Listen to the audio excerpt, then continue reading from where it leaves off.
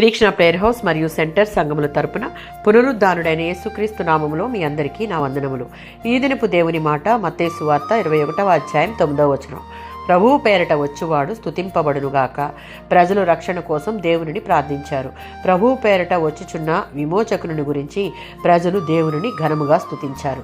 ప్రజలు యేసు ప్రభువు వారిని యెరూషలేములోనికి ఆహ్వానిస్తూ పలికిన మాటలుగా మనం చూడవచ్చు. 118వ సంకీర్తన 24 నుంచి 26 చరణాలలో తమను రక్షించుమని, వారిని అన్ని విషయాలలో అభివృద్ధి చేయమని రక్షకుడైన దేవునికి విన్నవించుకుంటున్నారు.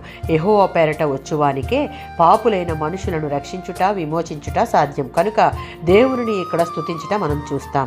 లూకా సువార్త 12వ అధ్యాయం 13 నుంచి 14 వచనాలలో పరలోక సైన్య సమూహము పాడిన స్తుతి పాట. సర్వోన్నతమైన స్థలములలో దేవునికి మహిమ, ఆయనకిష్టులైన మనుషులకు భూమి మీద సమాధానము అని దేవునికి మహిమనివ్వడం అంటే అనాదిగా ఆయనకు కలిగి ఉన్నటువంటి అద్భుతమైన మహిమను ఆరోపించుట.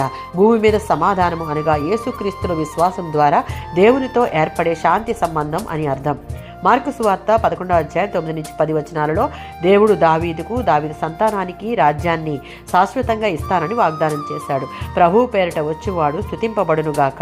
మెస్సియ రాజకీయంగా ఇశ్రాయేలీల జాతీయతను స్థిరపరిచి దేశాలను రాజుగా పరిపాలిస్తాడని జనం నమ్మారు.